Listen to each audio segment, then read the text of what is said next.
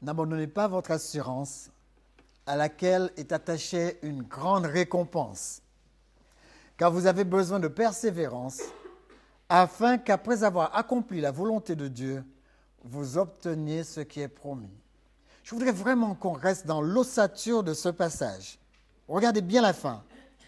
Après avoir accompli la volonté de Dieu, vous allez obtenir ce qui est promis. Vous voyez la condition? Est-ce qu'il y en a dans cette salle qui savent comment accomplir la volonté de Dieu? Parce que si vous n'accomplissez pas la volonté de Dieu, vous n'obtiendrez pas ce qui a été promis. Vous voyez comment on peut avancer dans la vie? La Bible, c'est un moteur.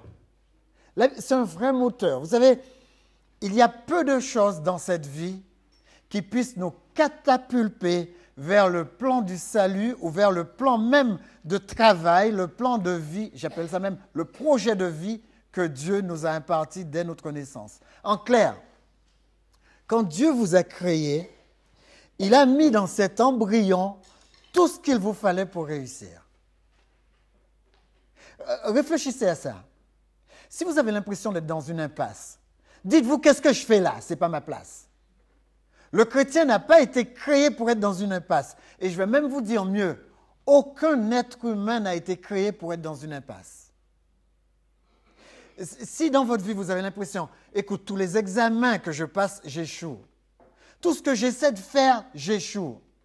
Dites-vous qu'il y a quelque chose derrière cela. Il faut absolument que vous vous déplaciez de l'endroit où vous êtes, parce qu'en entrant dans la volonté de Dieu, vous obtiendrez tout ce que Dieu vous a promis.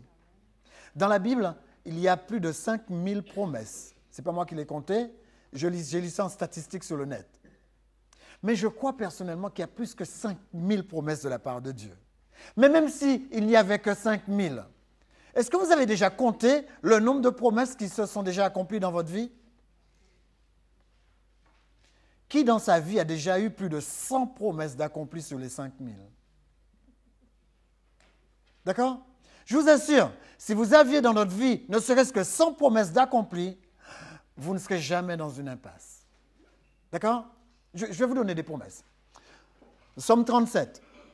Reprenez Psaume 37. C'est un psaume de promesses. Lisez ça à la maison. J'aime bien tous ces passages. Je n'ai jamais vu le juste abandonné, ni sa postérité mendiant son pain. J'ai lu ça, j'avais quel âge? Je devais avoir 16 ou 17 ans. Quand je suis tombé sur ce passage, j'ai dit, waouh, gloire à Dieu, je ne vais jamais avoir faim. Gloire à Dieu, mes enfants ne vont jamais avoir faim.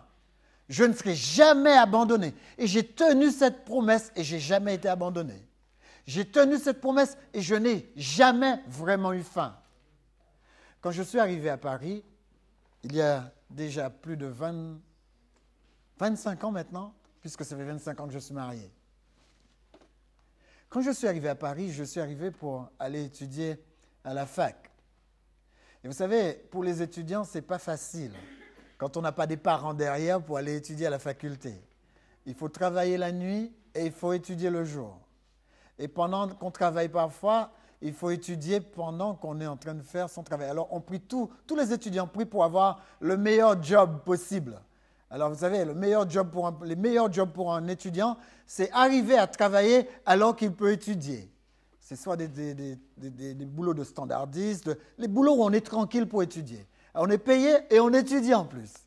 Je n'ai pas eu la chance d'avoir ça. Je suis arrivé dans un endroit où je travaillais, c'était assez pénible, on ne pouvait pas étudier. Et un jour, je suis arrivé au stade où je n'avais plus rien à manger. Plus rien. Et je me suis appuyé. Je n'ai jamais vu le juste abandonné, ni sa postérité mendiant son pain. Je n'ai jamais vu le juste abandonné. J'ai dit, mais Seigneur, là j'ai un problème. Demain matin, je ne sais pas ce que je vais manger. Mais je vais quand même devoir prendre le bus pour aller à la fac. Je prends le bus. Je n'ai jamais vu le juste abandonné, ni sa postérité mendiant son pain. Vous savez, je récitais ça 3 fois par jour. C'est comme prendre un médicament. Je n'ai jamais vu le juste abandonné, ni sa postérité mendiant son pain. Je suis dans le bus, je n'ai jamais vu le juste abandonné, ni sa postérité mendiant son pain.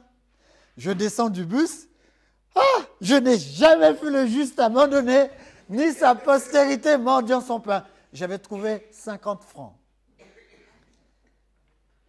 Un étudiant qui trouve 50 francs à cette époque-là, il avait de quoi vivre au moins 3 jours. Je n'ai jamais vu le juste abandonné, Et les 3 jours sont passés. Alors j'ai repris mon texte. Je n'ai jamais vu le juste abandonné, ni sa postérité mendiant son pain. Et j'ai continué à sourire, je ne sais pas ce que je vais manger, mais je n'ai jamais vu le juste abandonné, ni sa postérité mendiant son pain. Et au moment où je dis cela, je continue à marcher avec foi.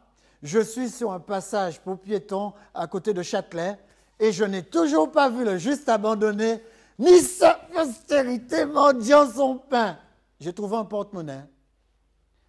Il y avait 500 francs dedans.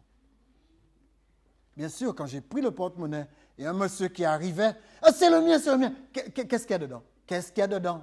Parce que je n'ai jamais vu le juste abandonné, ni ça. Alors il m'a dit, oui, j'ai un billet de 100 francs dedans. Ah, c'est pas à vous? Je n'ai jamais vu le juste abandonné, ni sa postérité mendiant son pain. Je vous assure que ça marche, les amis. Ça marche. Les promesses de Dieu marchent. La seule chose que la Bible nous demande, accomplis d'abord ma volonté et vous obtiendrez tout ce qui vous est promis.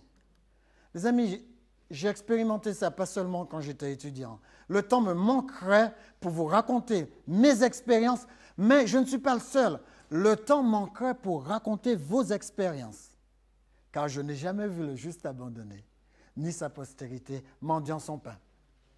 N'abandonnez jamais votre assurance. C'est ce que dit Hébreu. N'abandonnez jamais votre assurance. Hébreu 10, verset 38, c'est ça? N'abandonnez jamais votre assurance. Restez dans votre certitude. Ne laissez pas tomber votre confiance. Ne laissez pas tomber votre engagement. Ne laissez pas tomber votre adhésion ni votre fidélité. Les amis, quand cela semble vraiment coincé pour vous, rappelez-vous les promesses. Répétez les promesses, c'est un miracle. Je dirais même, c'est magique. Ne lâchez pas la main de Dieu.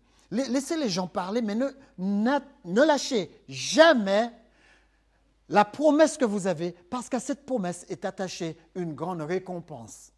Vous serez récompensé, toujours récompensé. Vous aurez toujours cette récompense qui est cachée dans la promesse. Alors, battez-vous pour rester accroché à la promesse, car vous avez besoin de patience, d'accord? Car vous avez besoin de patience, d'endurance et de constance. Voilà les traductions du mot persévérance. Le mot hypomoné signifie endurance, patience, consistance, conscience, persévérance. Voilà les mots. Ne répétez pas toujours le même mot. Parfois, quand je récite le texte biblique, je dis « Lambert, tu as besoin de constance ». Posez-vous la question, est-ce que je suis constant dans ce que je fais?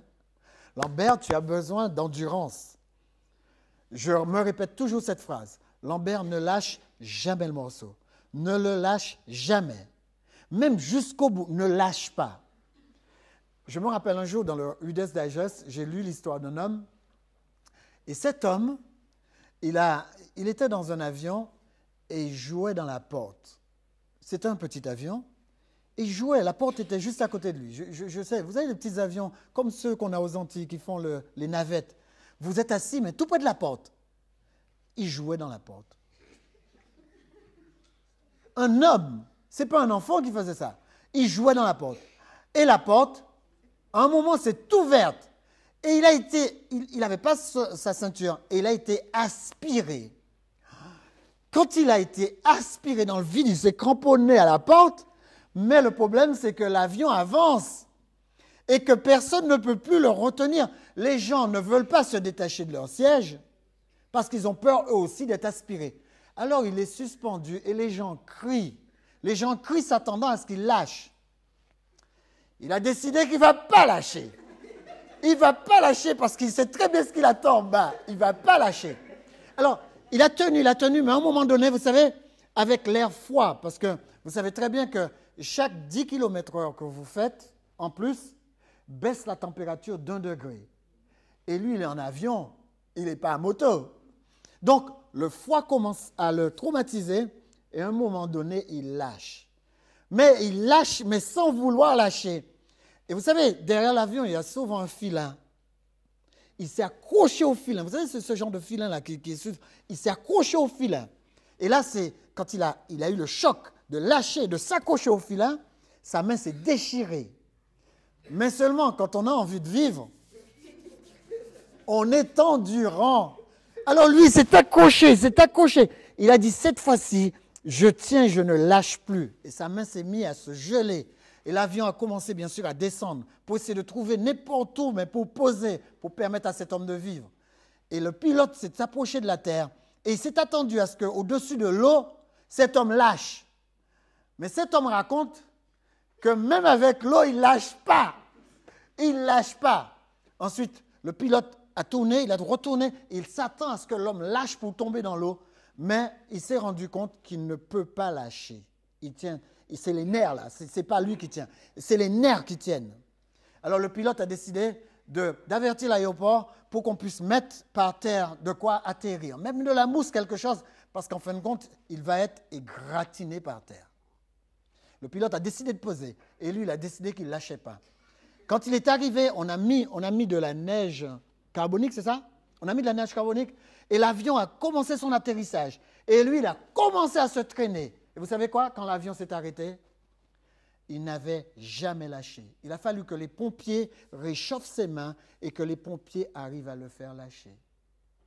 Les amis, c'est ça l'endurance. C'est ça la conscience. Quand vous voulez vivre, vous apprenez à être endurant.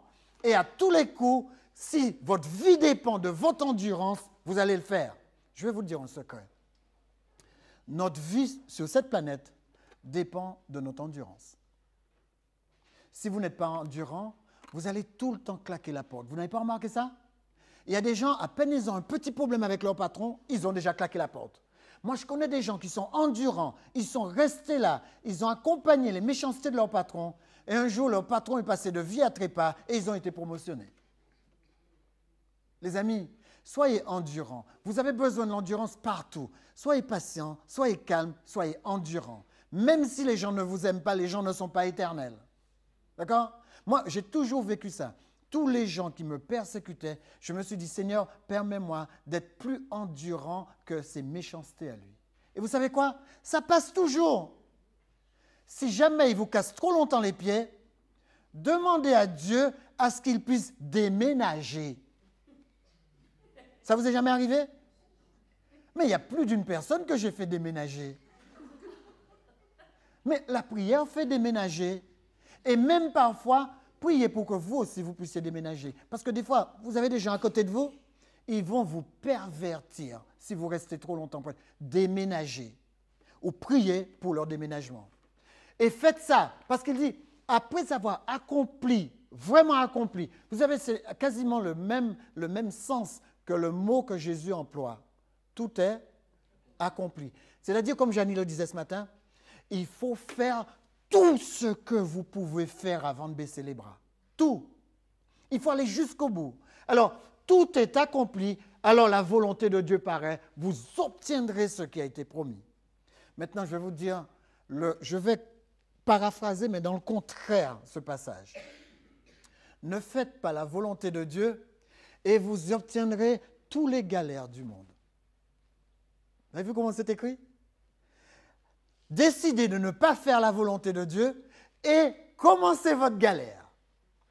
Les amis, pensez toujours à ça. Si vous allez prier Dieu sans faire sa volonté, ça ne vous empêchera pas d'être en galère. Vous n'obtiendrez pas ce qui a été promis. Si vous voulez accéder à la volonté de Dieu, prenez ce mot à la lettre, poléo. Je dois accomplir, je dois faire, je dois construire, je dois être la cause que les choses se produisent. D'accord? Je dois être la cause. C'est moi la cause que les choses se mettent en place, les choses se produisent. C'est moi qui façonne les choses, c'est moi qui acquiert les choses, c'est moi qui constitue les choses. Pourquoi c'est moi? Parce que Dieu a posé en vous le pouvoir d'accomplir votre destin et personne ne le fera pour vous.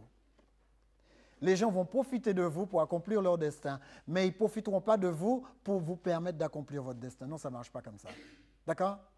C'est la raison pour laquelle vous devriez aller dans le bon sens. Accomplissez la volonté de Dieu et soyez donc tout de suite la cause de ce que les choses se produisent de votre vie. D'accord? Afin qu'après avoir accompli la volonté de Dieu, vous obteniez ce qui était promis. Alors d'abord, on l'a vu, accomplissez la volonté de Dieu.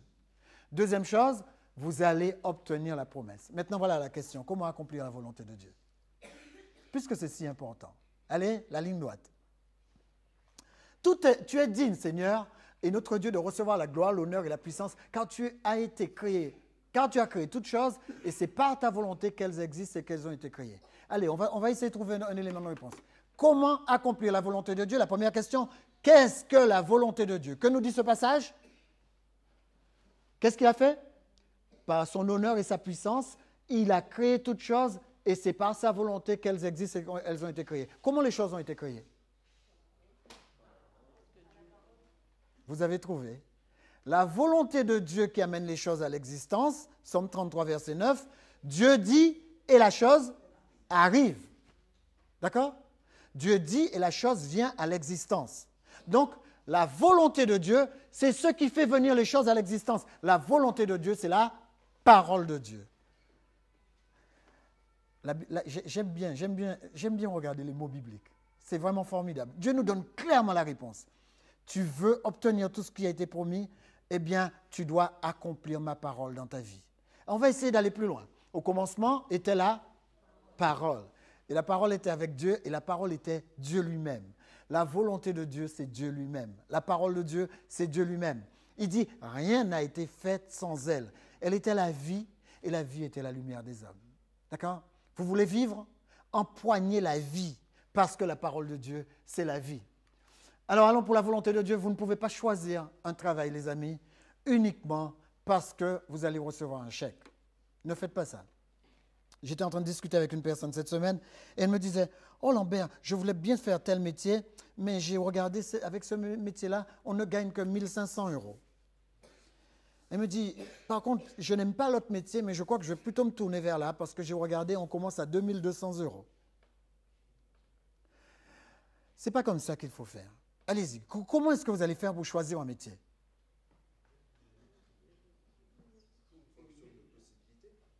Quoi? Se précipiter, je n'ai pas compris. D'accord? Alors, premier critère.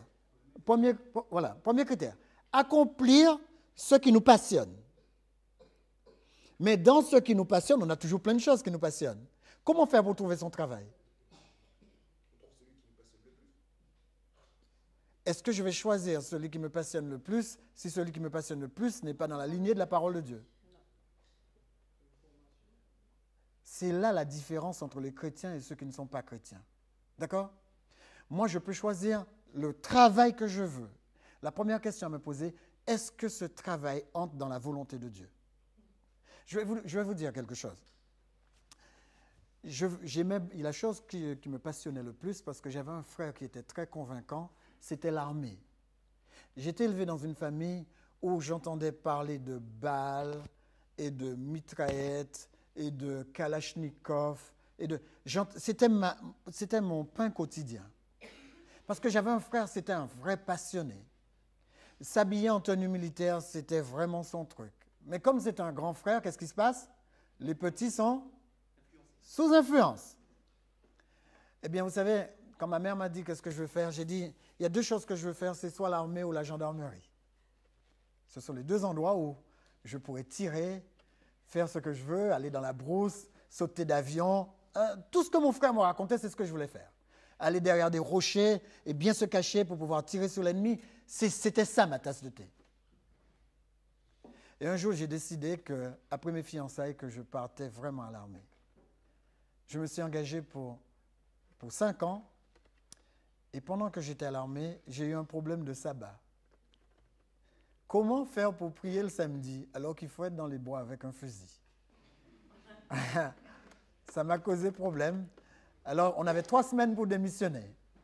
J'ai démissionné au bout de 2 semaines parce que j'ai eu 2 samedis où on m'a permis d'aller dans une chambre pour réfléchir à ma bêtise. J'ai réfléchi à ma bêtise et je suis parti avec ma bêtise. Mais ça me tenaillait. Il fallait que je trouve un endroit, un moyen pour re-rentrer. Quelques années plus tard, j'ai dit je vais passer par la grande porte et je suis parti à l'école militaire. J'étais à Canjois-Armé pour Harry, j'étais à Canjois-Armé et j'ai commencé les cours d'officier de réserve. Ça a marché très bien. J'ai terminé en lieutenant. avec la petite barrette là, élève officier de réserve. Et on était sous-lieutenant, pas lieutenant, sous-lieutenant. Et quand j'ai appelé Janie, j'ai dit, Janie, j'étais déjà fiancé, j'ai dit, Janie, c'est formidable, je vais partir dans le Nord à Lens et ma carrière commence. Et Janie est restée au téléphone, elle me dit, Lambert, c'est vraiment ce que tu veux faire?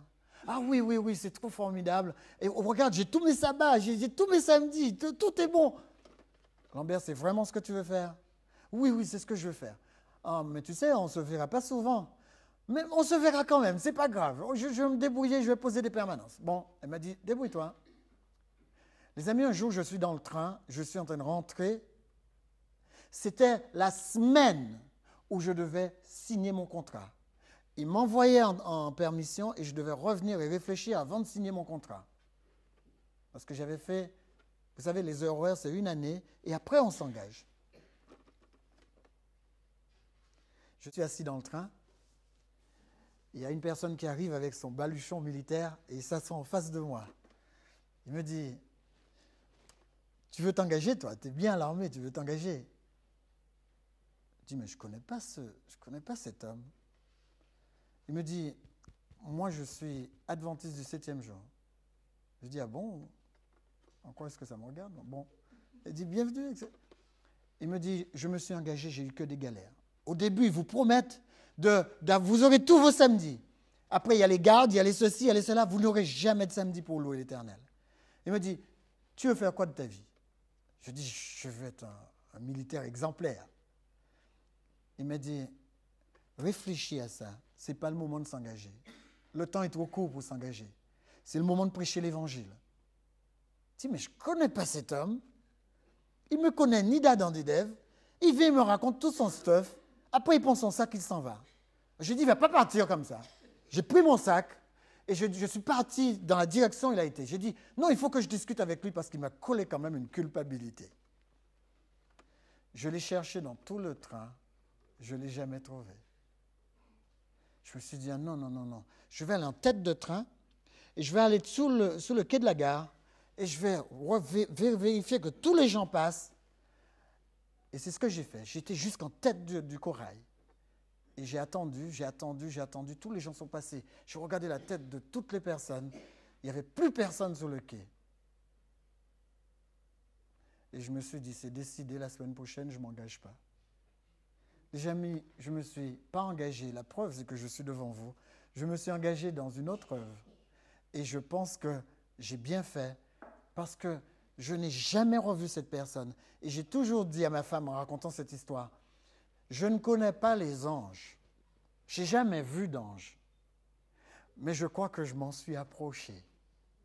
Les amis, je crois que c'est Dieu qui a dépêché quelqu'un ce jour-là. Parce que Dieu veut que je fasse sa volonté en choisissant ma profession et pas ma passion ou ma volonté.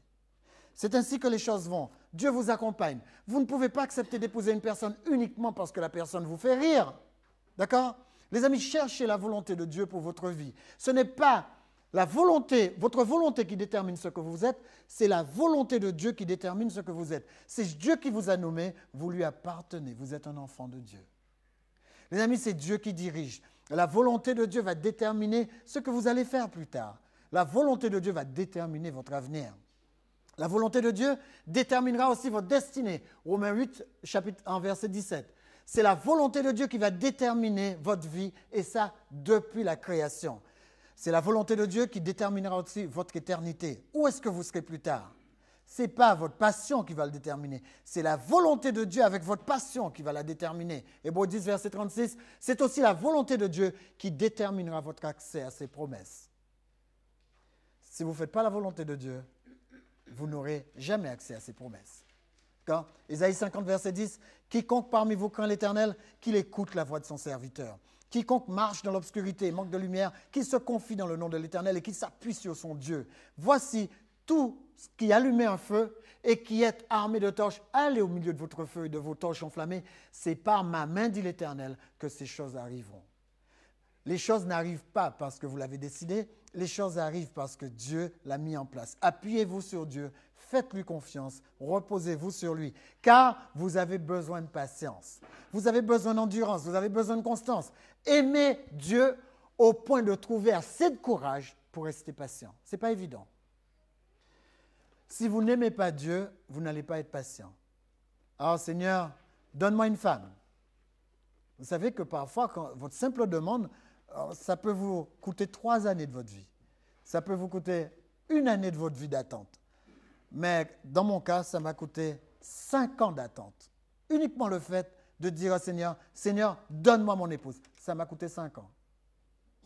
Bon, il y en a qui m'ont dit que ça leur a coûté 3 mois. C'est super.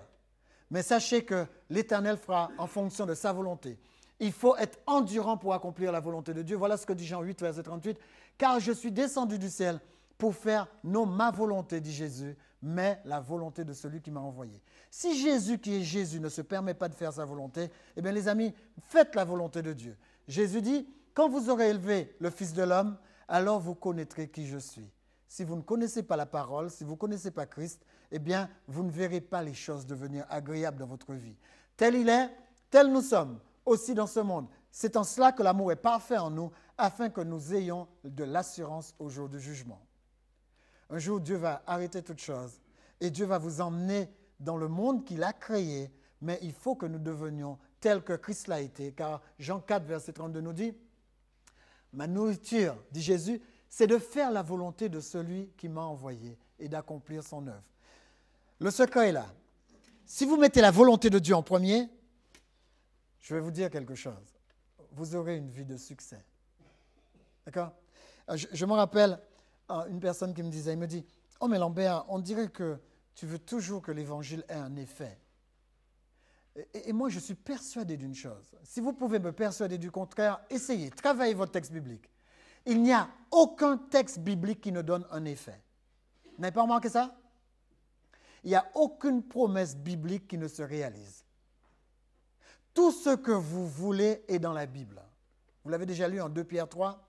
Il dit, 2 Pierre 3 à partir du verset 1, verset 1 à 3, il montre que vous avez dans la parole de Dieu tout ce qui contribue à votre existence. Si ça ne contribue pas à votre existence ou si ça contribue de manière négative à votre existence, vous ne l'aurez pas dans la Bible. D'accord? Mais essayez de toujours vous attacher à l'œuvre de Dieu. Nous sommes comme Jésus, envoyés pour faire la volonté du Père et accomplir son œuvre. Nous sommes là pour faire ce que Dieu a à faire et pour dire ce que Dieu a à dire. C'est aussi simple que ça. Imaginez ce que serait le monde si on agissait comme ça. Le texte dit, mon rêve, mon espérance, ma nourriture est de faire ce que Dieu m'a dit de faire. Voilà ce que dit Jésus. Ça doit être la même chose pour nous. Mais ces choses qui étaient pour moi des gains, dit l'apôtre Paul, je les ai regardées comme une perte. Et vous savez pourquoi? Il le dit. Car j'ai renoncé à tout. Je les regarde comme de la boue afin de gagner Christ. Frère, je ne pense pas avoir saisi ce que je dois saisir, mais je fais une chose. Oubliant ce qui est en arrière et me portant vers ce qui est en avant, eh bien je cours vers le but pour remporter la vocation céleste de Dieu en Jésus-Christ. En fin de compte, l'apôtre Paul, voilà ce qu'il est en train de dire. Je vais me mettre la pression pour les choses à venir, car moi j'ai la passion des choses de Dieu. Alors je reprends. Il faut que vous appreniez à vous mettre la pression pour entrer dans les promesses de Dieu. C'est ça la volonté de Dieu. Mais si vous ne bougez pas, vous ne faites que rester statique, vous n'êtes pas diligent, vous n'atteindrez pas votre destinée. Apprenez à marcher, apprenez à courir. Matthieu 26, versets 38 à 42, dans son agonie, Jésus conclut ainsi. Mon Père, s'il n'est pas possible que cette coupe s'éloigne de moi, que ta volonté soit faite. En fin de compte, qu'est-ce qu'il dit? Il dit, Seigneur, j'ai tellement envie de ne pas prendre cette coupe, mais puisque ta parole s'établit en la mettant en application, je veux bien traverser l'application de ta parole. C'est exactement ça. En traversant la volonté de Dieu, c'est-à-dire ce que Dieu avait déterminé, Pierre dit, car il vaut mieux souffrir si telle est la volonté de Dieu en faisant le bien qu'en faisant le mal. Parfois, l'Éternel nous fait traverser des difficultés, mais il veut simplement que nous atteignions ce qu'il a promis dans sa parole. La volonté de Dieu, est la parole déclarée par Dieu. La voilà en Galates 1,4. Notre Seigneur Jésus-Christ qui s'est donné lui-même pour nos péchés afin de nous arracher du présent siècle mauvais selon la volonté de notre Père, notre Dieu, son Père. D'accord? Donc, c'est à nous de comprendre que tout est accompli quand nous avons accompli la volonté de Dieu. Quand vous avez fait la volonté de Dieu, vous avez fait tout ce que vous aviez à faire. N'ayez aucune crainte, vous êtes maintenant dans la sphère de Dieu. Et quelles que soient les choses qui peuvent aboutir autour de vous, l'Éternel permettra que même des plus mauvaises choses, il puisse en tirer le maximum pour votre épanouissement. Les amis, ne craignez rien. Ne craignez, moi je dis aux jeunes, ne craignez pas quel boulot vous allez faire plus tard. Ne craignez pas ce que vous allez vivre dans votre amitié plus tard. Ne craignez pas le genre de femme qui va arriver dans votre foyer. Ne craignez pas le genre de mari qui va arriver dans votre foyer. Si vous faites la volonté de Dieu, Dieu va vous donner du sur-mesure. C'est comme ça que ça marche.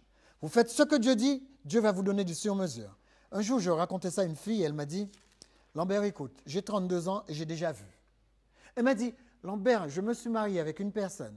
Quand cette personne est arrivée dans ma vie, j'ai vraiment cru que c'est le Saint-Esprit qui l'a envoyé. Tout allait bien jusqu'à la naissance de notre premier enfant. Il a quitté l'église, il est devenu exécrable et souvent, tu sais ce qu'il fait Lambert? Il prend mon enfant à côté de lui et il me dit, le jour où tu ne fais pas ce que je te dis, je l'étrangle. Elle m'a dit, voilà la personne que j'ai à côté de moi alors que j'ai prié pour la voir. Je lui ai dit, tu sais ce qu'on peut faire, toi et moi? On peut prier pour qu'il change. Elle me dit, oh, tu peux prier si tu veux, j'ai déjà essayé. J'ai dit, ok, moi j'ai la foi.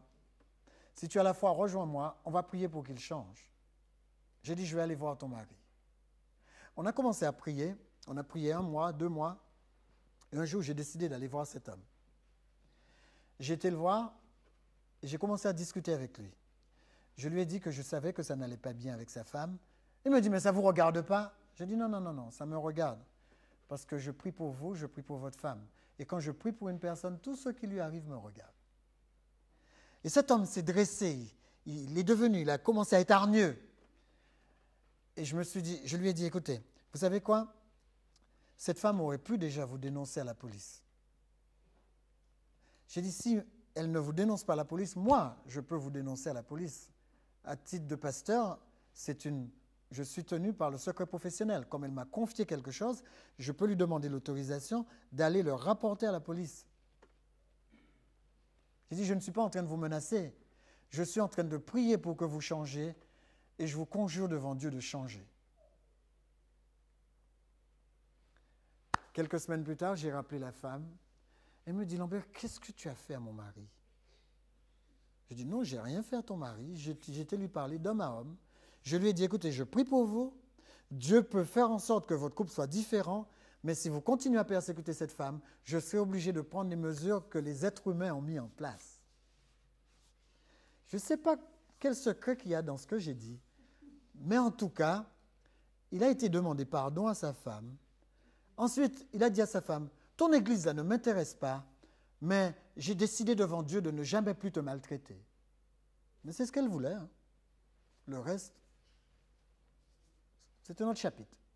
Mais les amis, vous savez, il ne faut pas seulement rester dans votre coin et prier, il faut aussi faire des démarches. Accomplir tout ce que vous devriez accomplir. Parce que quelquefois, si Dieu a mis des démarches là, c'est parce pour que ces démarches soient utilisées, il faut absolument que dans la société où nous sommes, les gens comprennent qu'ils ne peuvent pas martyriser ceux qui dorment à côté d'eux.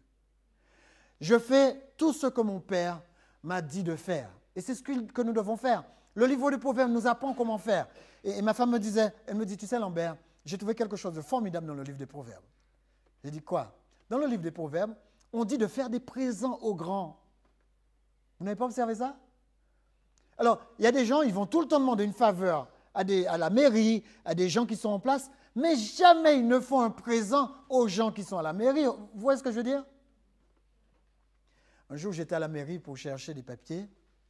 Il y avait une dame qui m'arrêtait, elle me dit « Non, monsieur, nous ne pouvons pas vous remplir ces papiers. Vous savez, nous n'avons plus à nous porter caution, etc. » J'ai dit « J'ai besoin de quelqu'un qui se porte garant, comme quoi mes papiers ne sont pas des papiers faux, c'est pour envoyer une banque. » Et ils m'ont dit « Non, ils ne vont pas le faire. Non, ils ne vont pas le faire. » J'ai regardé une dame qui était assise. J'ai dit, vous travaillez à la mairie? Elle me dit, oui, je travaille à la mairie. Je dis, qu'est-ce que vous voulez? Je lui dis, écoutez, j'ai besoin de papier pour telle et telle chose. Il faut absolument que j'envoie tel papier à une banque. Elle me dit, attendez. Elle est partie derrière, elle a pris les papiers officiels, elle a signé, elle a tamponné. Elle m'a dit, écoutez, voilà votre papier.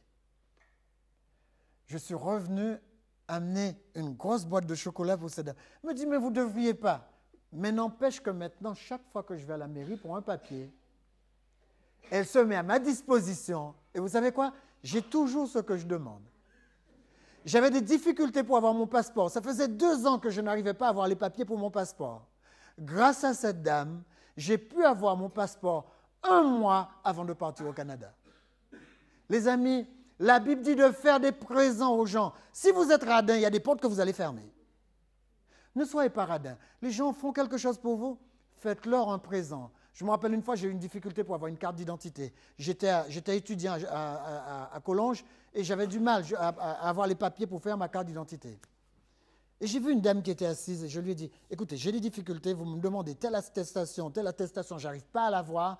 Je vous ai donné déjà la carte d'identité que j'avais. Pourquoi est-ce que vous ne pouvez pas me donner une autre carte d'identité? Elle me dit, la loi a changé, il vous faut tel papier, tel papier. Alors je lui ai expliqué pourquoi je voulais les papiers.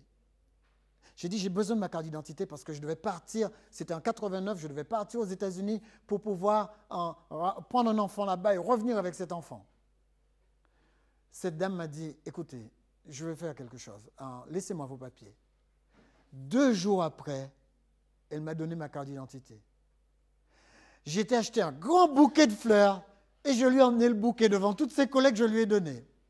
Elle était gênée, mais chaque fois que je suis retourné là, elle me dit, monsieur l'homme, je suis là. Vous voyez comment ça marche? Les amis, faites-vous des amis, faites-vous des amis. C'est facile, faites-leur des présents et vous allez vous faire des amis. Cherchez premièrement le royaume et la justice de Dieu et toutes ces choses vont vous être données par-dessus. Terminons avec celui-là, avec Dieu, tout est possible. Comme disait Janice ce matin, Luc 1, verset 37, tout est possible à Dieu. Car voilà, l'Évangile nous encourage. C'est la volonté de Dieu que je prospère, mais pas en faisant des choses qui soient contraires à sa volonté. Ne trichez pas, ne volez pas pour obtenir votre promotion. Ne faites pas ça, ça ne sert à rien. Dieu peut vous donner au-delà de tout ce que vous pensez. Les amis, Dieu est derrière nous, Dieu marche avec nous. Faites attention en cherchant à atteindre les promesses de Dieu, de rester toujours dans la volonté de Dieu. Si vous trichez, vous allez gagner pendant un moment, mais ça ne va pas être grand-chose. Vous savez, c'est comme les enfants qui croient que parce que la boulangère leur a donné plus de monnaie, ils disent « Ah, j'ai ma bénédiction de la journée ». Non, non, rendez la monnaie. Ça, ce n'est pas ma bénédiction. Dieu peut me donner au-delà de ça. Dans Genèse 16 et 17, on nous dit « Sarai, avec Abraham, dit à Agar, sa servante, « Va vers mon mari ». Elle voulait accomplir la volonté de Dieu en envoyant sa servante voir son mari. C'est étrange comme stratagème. Dieu n'était pas d'accord avec ça, mais son mari elle a quand même insisté et son mari a été voir cette femme. Et ils ont fait un enfant qui va être leur ennemi toute sa vie. Les amis, avoir un enfant, c'est la volonté de Dieu, mais pas en donnant sa copine à son mari. D'accord? Ça ne marche pas comme ça. La Bible nous dit, à cause de ce que Sarah a fait, un enfant est né selon la chair et il a été esclave. Et l'autre enfant que Dieu a donné à Sarai est né selon la promesse et il a toujours été libre. Maintenant, voilà ce que j'apprends à travers le texte. Quand vous trichez, vous deviendrez esclave. Si vous trichez, que vous le faites à votre manière, vous deviendrez esclave de ce que vous faites. Alors que si vous ne trichez pas, vous avancez selon la volonté de Dieu, vous allez acquérir la liberté. Liberté dans la tête, liberté dans ses mouvements, liberté dans sa manière de faire. Vous allez être libre par rapport à la promesse. Ce n'est pas parce que Dieu dit qu'il me rendra prospère que je dois faire n'importe quoi pour le devenir. C'est faux. Ce n'est pas parce que Dieu me dit qu'il me donnera une voiture que je dois courir et me rendre esclave des dettes. Les amis, faites comme Dieu vous demande de faire. Ce n'est pas parce que Dieu dit qu'il me donnera une femme ou un mari que je dois sauter dans les bras de la première personne qui me sourit.